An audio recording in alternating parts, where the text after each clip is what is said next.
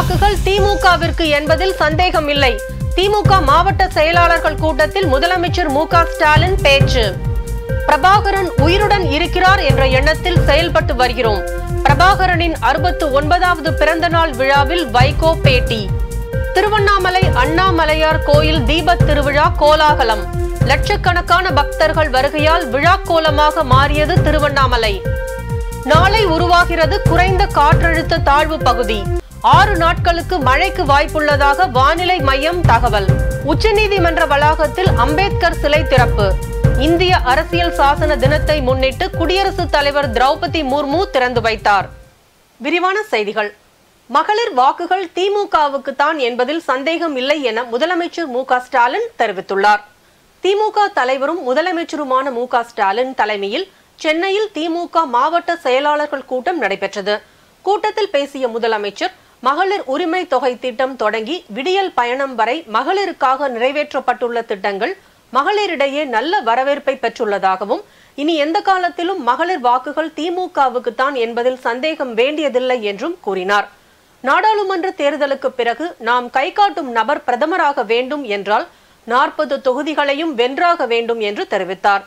யார் வெற்றி பெறுவாரோ அவரே வேட்பாளராக இருப்பார் என்றும், இந்த தொகுதிக்கு இவர்தான் என்று எந்த உறுதியும் இல்லை எனவும் தெரிவித்தார். இந்த கூட்டத்தில் மாநாட்டு ஒருங்கிணைப்பாளராக நேரு நியமனம் செய்யப்பட்டார். அதைத் தொடர்ந்து சமூக சமத்துவத்திற்கான மருத்துவர்கள் சங்கத்தின் 4வது மாநில மாநாட்டில் முதலமைச்சர் மு.க. ஸ்டாலின் காணொலி வாயிலாக உரையாற்றினார். அதில் இன்றைக்கு மக்கள் இயக்கமாக மாறியிருக்கும் நீட் விலக்கு என்கிற நம் இலக்கு மக்களின் பேராதரவுடன் நிறைவேறியே தீரும் என தெரிவித்தார். மாநில உரிமைகளையும் மருத்துவ கட்டமைப்பையும் சிதைக்கும் ஒன்றிய பாஜக அரசின் நடவடிக்கைகளுக்கு எதிரான ஜனநாயக அறப்போர் களமாக நடைபெறும் சமூக சமத்துவம் மருத்துவர்கள் மாநாடு போராட்டத்தில் எப்போதும் துணை நிற்போம் என தெரிவித்தார். மக்களின் உயிர் காத்து அவர்களின் ஆயுளை நீட்டிக்கும் நவீன அறிவியல் மருத்துவத்தை நீர்த்து போக செய்கிற வகையில் மிக்ஸோபதி ஒருங்கிணைந்த மருத்துவம், வேதகால மருத்துவம், ஆன்மீக மருத்துவம், சோதிட மருத்துவம் என்று போலி அறிவியலை திணிக்கும் முயற்சிகள் நடந்து கொண்டு வருவதாக தெரிவித்தார். பிரபாகரன் உயிருடன் இருக்கிறார் என்ற எண்ணத்தில் தான் செயல்பட்டு வருவதாக மதிமுக பொதுச் செயலாளரும் மாநிலங்களவை உறுப்பினருமான வைகோ தெரிவித்துள்ளார். சென்னை எழும்பூரில் உள்ள மதிமுக தலைமை அலுவலகமான தாயகத்தில் விடுதலை புலிகள் இயக்கத்தின் தலைவர் பிரபாகரனின் 69ஆம் ஆண்டு பிறந்தநாள் விழா கொண்டாடப்பட்டது. நிகழ்வில் மதிமுக பொதுச் செயலாளர் வைகோ கலந்து கொண்டு அனைவருக்கும் கேக் வெட்டி இனிப்புகளை வழங்கினார். பின்னர் செய்தியாளர்களை சந்தித்த வைகோ, பிரபாகரன் மீண்டும் ஒரு நாள் வருவார் என்ற நம்பிக்கையுடன் அவரது பிறந்த நாளை கொண்டாடி வருவதாக தெரிவித்தார். இராணுவத்திற்கு தயாரானார், ஆயுதங்களை சேகரிக்க ஆரம்பித்தார். அவரே கடல் படையை உருவாக்கினார், தரைப்படையை உருவாக்கினார், ஆகாய விமானப்படையை தயாரித்து 2 விமானங்கள் கொழும்பிலே போய் குண்டு போட்டுவிட்டு திரும்பி வந்தன. காட்டுக்குள்ளேயே இப்படி போர் விமானத்தை தயாரிக்கக்கூடிய இந்த சாகசம் உலகத்தில் எந்த விடுதலை படையும் எந்த புரட்சி படையும் செய்ததில்லை. அப்படிப்பட்ட பிரபாகரன் அவர்கள் அவருடைய பிறந்த நாளை நாங்கள் ஆண்டுதோறும் கொண்டாடுகிறோம். என்றாவது ஒரு நாள் வருவார் என்ற நம்பிக்கையோடு நாங்கள் கொண்டாடி கொண்டிருக்கிறோம். பிரபாகரன் உயிருடன் இருக்கிறாரா என்ற கேள்விக்கு பதிலளித்த வைகோ, இலங்கை தமிழர்களுக்காக போராடிய தலைவர் பிரபாகரன் உயிருடன் இருக்கின்றார் என்னும் எண்ணத்துடன் செயல்பட்டு வருவதாக தெரிவித்தார். நிகழ்ச்சியில் மதிமுக பொருளாளர் செந்தில் அதிபன், மாவட்ட செயலாளர்கள் ஜீவன், கழககுமார், டி.சி. ராஜேந்திரன், பூவை பாபு, சைதை சுப்பிரமணியன், மாவை மகேந்திரன் உள்ளிட்ட நிர்வாகிகள் கலந்து கொண்டனர். திருவண்ணாமலை கார்த்திகை தீபத் திருவிழாவை ஒட்டி லட்சக்கணக்கான பக்தர்கள் கிரிவலம் மேற்கொண்டனர். திருவண்ணாமலை அருணாச்சலேஸ்வரர் கோயில் கார்த்திகை தீபத் திருவிழா கடந்த 17ஆம் தேதி கொடியேற்றத்துடன் தொடங்கி நடைபெற்று வருகிறது. தினமும் காலையில் விநாயகர் சந்திரசேகரர் வீதி உலாவும், இரவில் பஞ்சமூர்த்திகள் வீதி உலாவும் நடைபெற்று வருகிறது. நேற்று இரவு 10 மணியளவில் நடைபெற்ற உற்சவத்தில் பஞ்சமூர்த்திகளான விநாயகர், வள்ளி தெய்வானையுடன் சுப்பிரமணியன், உண்ணாமலை அம்மன் சமேத அருணாச்சலேஸ்வரர், பராசக்தி அம்மன், சண்டிகேஸ்வரர் ஆகிய சுவாமிகள் கைலாச வாகனம், காமதேனு வாகனங்களில் மாட வீதிகளை சுற்றி வந்து பக்தர்களுக்கு அருள் பாலித்தனர். இந்நிலையில் திருவிழாவின் சிகர விழாவான மகா தீபத் திருவிழா இன்று நடைபெற்றது. மகா தீபத்திற்கு பயன்படுத்தப்படும் தீப கொப்பரை நேற்று காலை 5:30 மணி அளவில் 2ஆம் பிரகாரத்தில் உள்ள சின்ன நந்தி சிலை அருகில் வைத்து சிறப்பு பூஜை நடைபெற்றது. பின்னர் அந்த கொப்பரை பக்தர்களால் மலைக்கு கொண்டு செல்லப்பட்டது. அத்துடன் மகா தீபம் ஏற்ற பயன்படுத்தப்படும் 4.5 லிட்டர் நெய், காடா துணிகள் மலைக்கு எடுத்து செல்லப்பட்டது. இதையடுத்து காலை 4 மணிக்கு பரணி தீபம் ஏற்றப்பட்ட நிலையில் மாலை 6 மணிக்கு 2668 அடி உயரமுள்ள அண்ணாமலையார் மலை உச்சியில் மகா தீபம் ஏற்றப்படுவதை காண தமிழ்நாடு மட்டுமல்லாது உலகெங்கிலும் இருந்தும் 30 லட்சத்திற்கும் மேலான பக்தர்கள் திருவண்ணாமலையில் குவிந்துள்ளனர். இன்று பிற்பகல் திருவண்ணாமலையில் மழை பெய்தது. எனினும் மழையில் நனைந்தபடியும் குடை பிடித்தவாறும் ஏராளமான பக்தர்கள் கிரிவலம் வந்தனர். இதையடுத்து திருவண்ணாமலையில் 14,000 காவலர்கள் 5 அடுக்கு பாதுகாப்பில் ஈடுபடுத்தப்பட்டுள்ளனர். 700க்கும் மேற்பட்ட சிசிடிவி, ட்ரோன் மூலம் கண்காணிப்பு பணிகள் தீவிரமாக நடைபெற்று வருகிறது. திருவண்ணாமலைக்கு வருவோர் அவசர உதவிக்கு தொடர்பு கொள்ள காவல்துறை சார்பில் தொலைபேசி எண்கள் அறிவிக்கப்பட்டுள்ளன.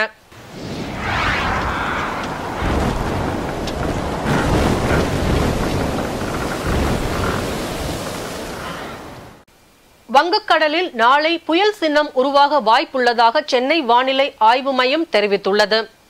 தெற்கு அந்தமான் கடல் மற்றும் அதனை ஒட்டியுள்ள தென்கிழக்கு வங்கக்கடல் பகுதிகளில் ஒரு காற்றழுத்த தாழ்வு பகுதி உருவாகக்கூடும் என்றும் இது மேற்கு வடமேற்கு திசையில் நகர்ந்து தென்கிழக்கு வங்கக்கடல் பகுதிகளில் 29ஆம் தேதி வாக்கில் காற்றழுத்த தாழ்வு மண்டலமாக வலுப்பெறக்கூடும் எனவும் வானிலை ஆய்வு மையம் தெரிவித்துள்ளது.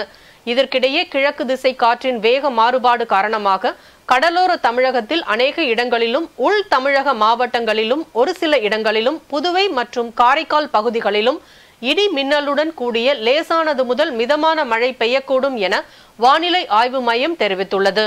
கடலூர், மயிலாடுதுறை, நாகப்பட்டினம், திருவாரூர், தஞ்சாவூர், புதுக்கோட்டை, ராமநாதபுரம் மாவட்டங்கள் மற்றும் காரைக்கால் பகுதிகளில் ஓரிரு இடங்களில் கனமழை பெய்ய வாய்ப்புள்ளதாகவும் தெரிவிக்கப்பட்டுள்ளது. சென்னை புறநகர் பகுதிகளில் வானம் ஓரளவு மேகமூட்டத்துடன் காணப்படும் என்றும் நகரின் ஒரு சில பகுதிகளில் இடி மின்னலுடன் கூடிய மிதமான மழை பெய்யக்கூடும் எனவும் தெரிவிக்கப்பட்டுள்ளது. தெற்கு அந்தமான் மற்றும் அதையொட்டிய வடக்கு அந்தமான் கடல் பகுதிகளில் சூறாவளி காற்று மணிக்கு 55 கிலோமீட்டர் வேகத்தில் வீசக்கூடும் என்பதால் மீனவர்கள் அந்த பகுதிகளுக்கு மீன்பிடிக்க செல்ல வேண்டாம் என தெரிவிக்கப்பட்டுள்ளது. திறமையான இளையோரை நீதித்துறைக்கு கொண்டுவர அகில இந்திய நீதித்துறை பணி ஏற்படுத்தலாம் என குடியரசுத் தலைவர் திரௌபதி முர்மு யோசனை தெரிவித்துள்ளார். அரசியல் சாசன தின விழாவை முன்னிட்டு உச்சநீதிமன்ற வளாகத்தில் நிறுவப்பட்டுள்ள டாக்டர் அம்பேத்கரின் சிலையை குடியரசுத் தலைவர் திரௌபதி முர்மு இன்று திறந்து வைத்தார். பின்னர் உரையாற்றிய அவர் திறமையான இளையோரை நீதித்துறைக்கு கொண்டுவர அகில இந்திய நீதித்துறை பணி ஏற்படுத்தலாம் என குறிப்பிட்டார். நீதித்துறையை பலப்படுத்த தேவையான நடவடிக்கைகளை மேற்கொள்ளும் முடிவை நீதித்துறையிடமே விட்டு விடுவதாகவும் அரசமைப்பு சாசனத்தின் அடிப்படை விழுமியமாக ஜனநாயகம் திகழ்வதாகவும் குடியரசுத் தலைவர் தெரிவித்தார். மக்கள் ஆட்சியின் அவசியத்தை விடுதலை போராட்டத்தின் போதுதான் நாம் புரிந்து கொண்டதாகவும் திரௌபதி முர்மு கூறினார். நிகழ்ச்சியில் உச்சநீதிமன்ற தலைமை நீதிபதி TY சந்திரசூட், ஒன்றிய சட்டத்துறை அமைச்சர் அர்ஜுன் ராம் மெக்வால் மற்றும் அதிகாரிகள் கலந்து கொண்டனர். இதற்கிடையே அம்பேத்கர் சிலை திறப்புக்கு முதலமைச்சர் MK ஸ்டாலின் வாழ்த்து தெரிவித்துள்ளார்.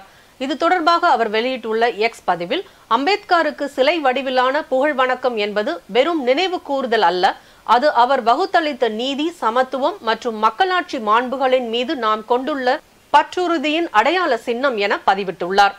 அரசமைப்பு சட்டத்தின் உயர் பண்புகளை நீதித்துறையில் காப்பதற்காக அயராது பாடுபடும் நீதியின் பாதுகாவலர்களுக்கு நமது நெஞ்சார்ந்த வணக்கத்தை செலுத்துவோம் என்றும் குறிப்பிட்டுள்ளார். மதிமுக மாநில தலைமை தணிக்கை குழு உறுப்பினர் வழக்கறிஞர் B. பழனிசாமி இல்ல திருமண விழா மதிமுக முதன்மை செயலாளர் துரை வைகோ தலைமையில் நடைபெற்றது. மதிமுக மாநில தணிக்கை குழு உறுப்பினர் வழக்கறிஞர் பழனிசாமி இல்ல திருமண விழா நாமக்கல் மாவட்டத்தில் உள்ள ஸ்ரீ லட்சுமி திருமண மாளிகையில் நடைபெற்றது. திருமண விழாவிற்கு சிறப்பு விருந்தினராக மதிமுக முதன்மை செயலாளர் துரை வைகோ கலந்து கொண்டு மணமகள் PR குணவதி, மணமகன் M. பாலாஜி புதுமண தம்பதியினரை வாழ்த்தினார். திருமண விழாவில் ஈரோடு நாடாளுமன்ற உறுப்பினர் கணேசமூர்த்தி, மதிமுக கிழக்கு மாவட்ட செயலாளர் S. சேகர், மதிமுக மேற்கு மாவட்ட செயலாளர் KK கணேசன், மாநில இளைஞர் அணி துணை செயலாளர் R. ரத்தினசாமி, அரசியல் ஆய்வு மைய உறுப்பினர் NS ரங்கசாமி, மாநில மகளிர் அணி துணை செயலாளர் பத்மா பழனிசாமி உள்ளிட்ட பலர் கலந்து கொண்டு மணமக்களை வாழ்த்தினர். மும்பை பயங்கரவாத தாக்குதலை ஒருபோதும் மறந்துவிட முடியாது என மன் கி பாத் நிகழ்ச்சியில் பிரதமர் மோடி தெரிவித்துள்ளார். 107வது மன் கி பாத் நிகழ்ச்சி இன்று காலை நடைபெற்றது. இதில் கலந்து கொண்டு பேசிய பிரதமர் மோடி, தேசிய கட்டமைப்பில் பொதுமக்கள் பங்கேற்கும் போது முன்னோக்கி செல்வதற்கு எதிராக எதுவும் அதனை தடுத்து நிறுத்த முடியாது என தெரிவித்தார். இந்தியாவில் இன்றைய தினம் நாட்டு மக்கள் பல மாற்றங்களை முன்னெடுத்து செல்வதாக குறிப்பிட்ட அவர், நாட்டில் நவம்பர் 26 நடந்த மும்பை பயங்கரவாத தாக்குதலை நாம் ஒருபோதும் மறந்துவிட முடியாது என கூறினார். நாட்டில் ஒரு கொடூர தாக்குதல் நடைபெற்ற தினம் இன்று என குறிப்பிட்ட அவர், நாம் இப்போது முழு தைரியத்துடன் பயங்கரவாதத்தினை ஒழித்துக் கொண்டிருப்பதாக தெரிவித்தார். தேமுதிக தலைவர் விஜயகாந்த் உடல்நிலையில் முன்னேற்றம் ஏற்பட்டுள்ளதாக மருத்துவமனை நிர்வாகம் தெரிவித்துள்ளது. உடல்நலக் குறைவு காரணமாக தேமுதிக தலைவர் விஜயகாந்த் சென்னை நந்தம்பாக்கத்தில் உள்ள தனியார் மருத்துவமனையில் கடந்த 18 அனுமதிக்கப்பட்டார். அவரது உடல்நிலை குறித்த வதந்திகள் பரவி வந்த நிலையில் விஜயகாந்த் வழக்கமான மருத்துவ பரிசோதனைக்காக சென்றுள்ளார் என்றும் ஓரிரு நாளில் வீடு திரும்புவார் என்றும் தேமுதிக தரப்பில் தெரிவிக்கப்பட்டது. இதனிடையே மார்பு சளி, இருமல் காரணமாக செயற்கை சுவாச கருவியுடன் விஜயகாந்திற்கு சிகிச்சை அளிக்கப்பட்டு வந்தது. இந்நிலையில் விஜயகாந்த் உடல்நிலையில் முன்னேற்றம் உள்ளதாக மருத்துவமனை நிர்வாகம் தெரிவித்துள்ளது. உடல்நிலையில் முன்னேற்றம் ஏற்பட்டுள்ளதால் விஜயகாந்திற்கு பொருத்தப்பட்ட செயற்கை சுவாச கருவி அகற்றப்பட்டுள்ளதாகவும் அவர் இயற்கையாக சுவாசிப்பதாகவும் தெரிவிக்கப்பட்டுள்ளது. விஜயகாந்த் உடல்நிலையில் முன்னேற்றம் ஏற்பட்டுள்ள நிலையில் அவர் விரைவில் வீடு திரும்புவார் என தகவல் வெளியாகியுள்ளது. சொத்து குவிப்பு வழக்கில் ஆந்திர முதல்வர் ஜெகன்மோகன் ரெட்டிக்கு அளிக்கப்பட்ட ஜாமீனை ரத்து செய்ய கோரும் மனு தொடர்பாக பதில் அளிக்க சிபிஐக்கு உச்சநீதிமன்றம் நோட்டீஸ் அனுப்பியுள்ளது. கடந்த 2012ஆம் ஆண்டு ஆந்திர முதல்வரும் ஒய்எஸ்ஆர் காங்கிரஸ் கட்சியின் தலைவருமான ஜெகன்மோகன் ரெட்டி மீது சொத்து குவிப்பு வழக்கு பதிவு செய்யப்பட்டது. அது தொடர்பாக நீதிமன்றத்தில் 11 குற்றப்பத்திரிகைகளை சிபிஐ தாக்கல் செய்த நிலையில் இந்த வழக்கு விசாரணை 10 ஆண்டுகளுக்கும் மேலான நிலையில் இந்த வழக்கில் ஜெகனுக்கு அளிக்கப்பட்ட ஜாமீனை ரத்து செய்ய வேண்டும் என வழக்கு தொடரப்பட்டது. இந்த மனு உச்சநீதிமன்ற நீதிபதிகள் அபே எஸ் ஓகா, பங்கஜ் மிட்டல் ஆகியோர் அடங்கிய அமர்வு முன்பாக விசாரணைக்கு வந்தபோது மனு தொடர்பாக பதில் அளிக்க ஜெகன்மோகனுக்கும் சிபிஐக்கும் நோட்டீஸ் பிறப்பித்த நீதிபதிகள் வழக்கின் அடுத்த விசாரணையை ஜனவரி முதல் வாரத்துக்கு ஒத்திவைத்து உத்தரவிட்டனர். ஆதித்யா L1 விண்கலம் ஜனவரி 7 லெக்ரான்ஜியன் புள்ளியை சுற்றி நிலைநிறுத்தப்படும் என இஸ்ரோ தலைவர் சோம்நாத் தெரிவித்துள்ளார். சூரியனின் வெளிப்புற பகுதியை ஆராய்வதற்காக ஆதித்யா L1 எனும் நவீன விண்கலத்தை இந்திய விண்வெளி ஆய்வு நிறுவனம் PSLV C-57 ராக்கெட் மூலம் கடந்த செப்டம்பர் 2 விண்ணில் செலுத்தியது. தொடர்ந்து சூரியனின் L1 பகுதியை நோக்கி விண்கலம் சீரான வேகத்தில் பயணித்து வரும் நிலையில் இஸ்ரோ கட்டுப்பாட்டு மையத்தில் இருந்த விண்கலத்தின் செயல்பாடுகள் குறித்து விஞ்ஞானிகள் கண்காணித்து வருகின்றனர். இந்நிலையில் ஆதித்யா L1 விண்கலம் ஜனவரி 7 லெக்ரான்ஜியன் புள்ளியை சுற்றி நிலைநிறுத்தப்படும் என்று இஸ்ரோ தலைவர் சோம்நாத் தெரிவித்துள்ளார். சூரியனை ஆய்வு செய்வதற்காக ஆதித்யா L1 என்ற விண்கலத்தை இஸ்ரோ கடந்த செப்டம்பர் 2 வெற்றிகரமாக விண்ணில் செலுத்தியது என்பது குறிப்பிடத்தக்கது. காவிரி உபரி நீர் திட்டத்தை நிறைவேற்றாவிட்டால் விரைவில் போராட்டம் நடத்தப் போவதாக பாமக தலைவர் அன்புமணி ராமதாஸ் தெரிவித்துள்ளார். தர்மபுரியில் செய்தியாளர்களை சந்தித்த அன்புமணி ராமதாஸ் தமிழ்நாட்டில் ஜாதிவாரி கணக்கெடுப்பு நடத்த வேண்டும் என கேட்டுக்கொண்டார். சென்னையில தெருவில் எத்தனை மாடு மேயுது அதெல்லாம் கணக்கெடுப்பு நடக்குது. எத்தனை தெருநாய்கள் அங்கங்க ஓடிட்டு இருக்குது, திரிஞ்சிட்டு இருக்கு, எல்லாமே கணக்கெடுப்பு நடக்குது. இப்ப 1000 ரூபாய் கொடுத்தாங்களே பெண்களுக்கு, அதுக்கும் கணக்கெடுப்பு நடத்திருக்கிறாங்க. ஆனா ஜாதிவாரி கணக்கெடுப்பு மக்களை மட்டும் கணக்கெடுப்பு நடத்துறதுக்கு இவங்களுக்கு தயக்கம். ஏன் அப்படி ஏதாவது கணக்கெடுப்பு நடத்தினா எனக்கு என்னமோ அவங்களுடைய கண்ணோட்டம் என்னன்னா, ஓஹோ ஜாதிவாரி கணக்கெடுப்பு நடத்தினா இந்த ஜாதி இவ்வளவு சீட்டு கேட்பாங்க, இவ்வளவு டிமாண்ட் பண்ணுவாங்க, அந்த குறுகிய கண்ணோட்டத்தில் நீங்க பாக்குறீங்களா? அது நாட்டில் எங்க பார்த்தாலும் அந்த போதை பொருட்கள், குறிப்பாக கஞ்சா. இது முதலமைச்சர் என்ன பண்ண போறாருன்னு எங்களுக்குலாம் பயமா இருக்குதுங்க. இருக்கணும் தமிழ்நாடுன்னு இப்போ கஞ்சா நாடா மாறிட்டு வருது. இது ஏதோ திடீர்னு வரல, படிப்படியா தான் வந்திருக்கு. ஆனா இன்னைக்கு உச்சத்துல இருக்குது. இது தடுத்து நிறுத்தவில்லை என்றால் அடுத்த தலைமுறை நம்ம பார்க்க முடியாது. மேட்டூர் அணை நீர்வரத்து காலை நிலவரப்படி 4431 கன அடியாக அதிகரித்துள்ளது. காவிரியின் நீர்பிடிப்பு பகுதிகளில் பெய்து வரும் மழை காரணமாக மேட்டூர் அணைக்கு வரும் நீரின் அளவு வினாடிக்கு 3760 கன அடியிலிருந்து வினாடிக்கு 4431 கன அடியாக அதிகரித்துள்ளது. அணையிலிருந்து குடிநீர் தேவைக்காக வினாடிக்கு 250 கன அடி வீதம் தண்ணீர் திறக்கப்பட்டு வருகிறது. பல்வேறு மாவட்டங்களில் நடைபெற்ற தகவல்களை களத்தில் மதிமுகம் பகுதியில் பார்க்கலாம்.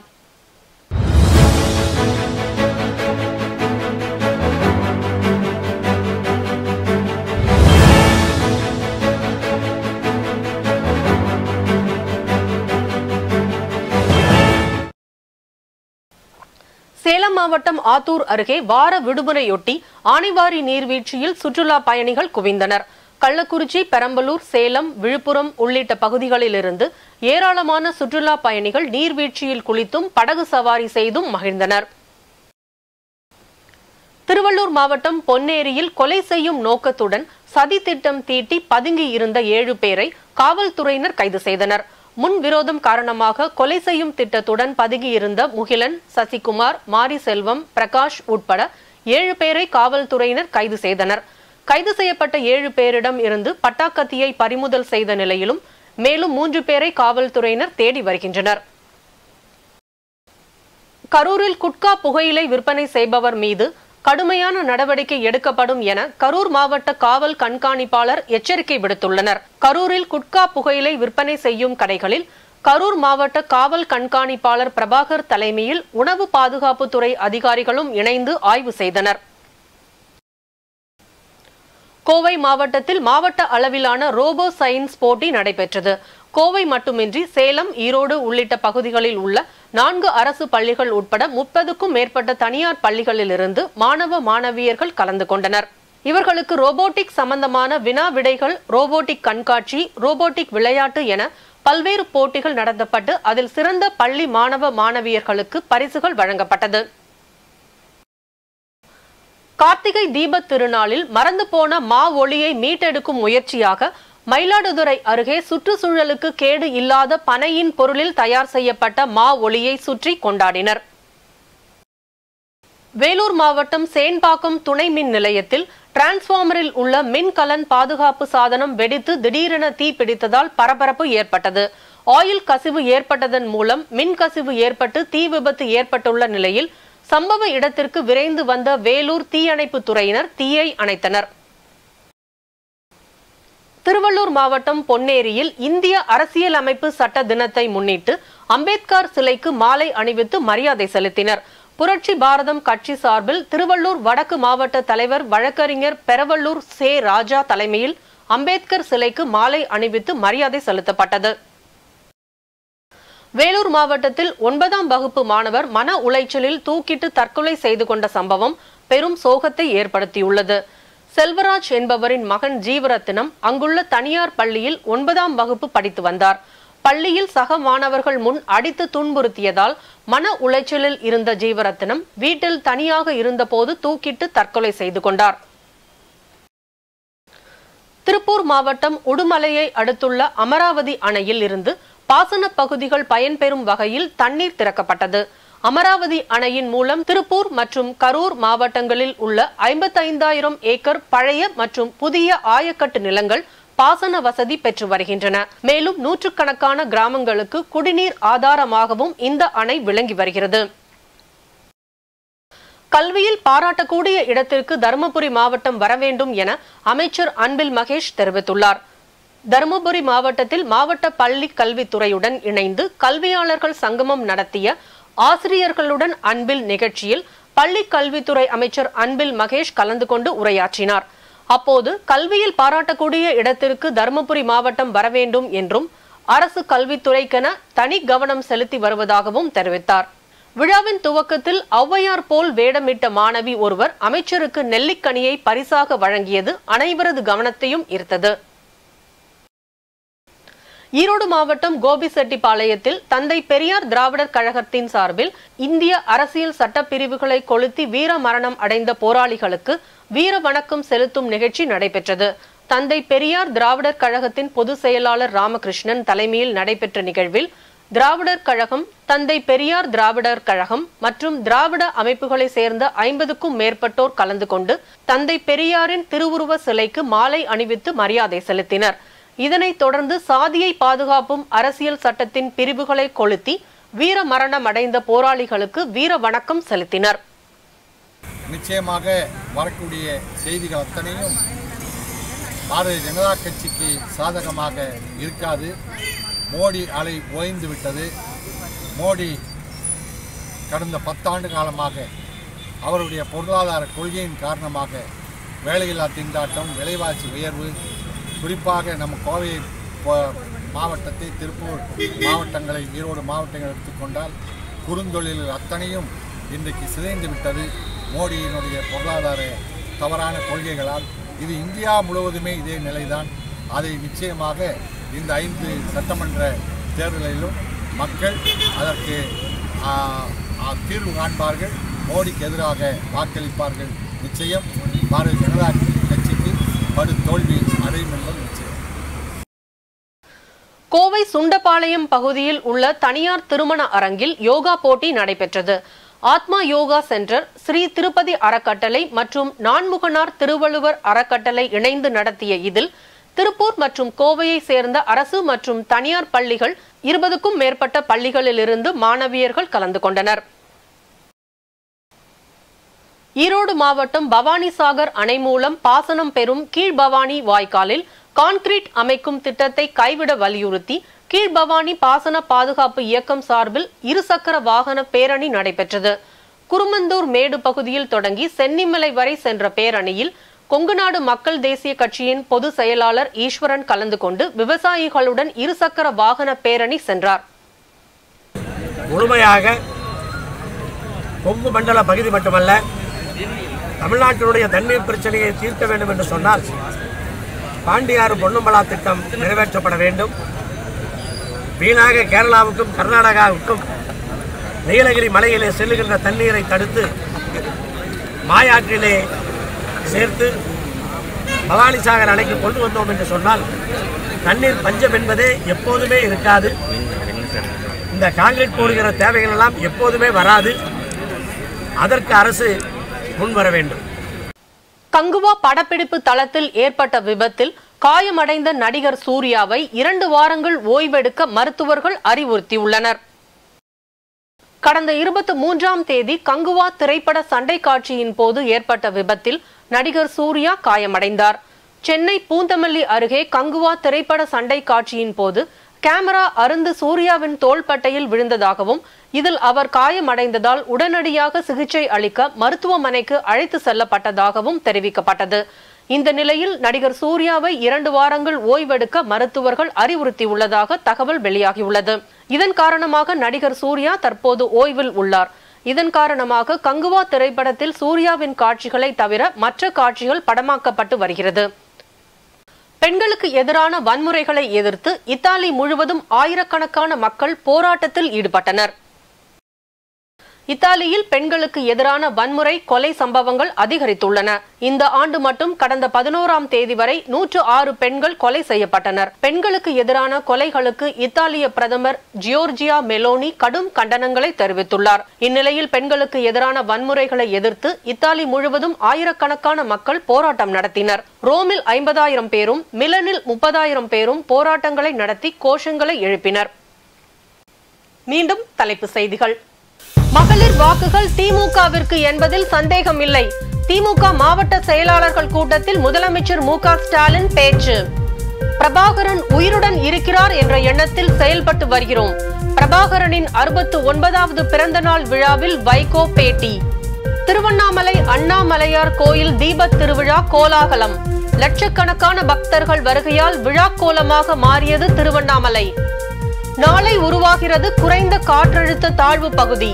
6 நாட்களுக்கு மழைக்கு வாய்ப்புள்ளதாக வானிலை மையம் தகவல். உச்சநீதிமன்ற வளாகத்தில் அம்பேத்கர் சிலை திறப்பு. இந்திய அரசியல் சாசன தினத்தை முன்னிட்டு குடியரசுத் தலைவர் திரௌபதி முர்மு திறந்து வைத்தார். இத்துடன் செய்திகள் நிறைவடைந்தன. மீண்டும் செய்திகள் காலை 8 மணிக்கு. மேலும் செய்திகளை தெரிந்து கொள்ள மதிமுகம் பிரைம் யூடியூப் தளத்தில் இணைந்திருங்கள்.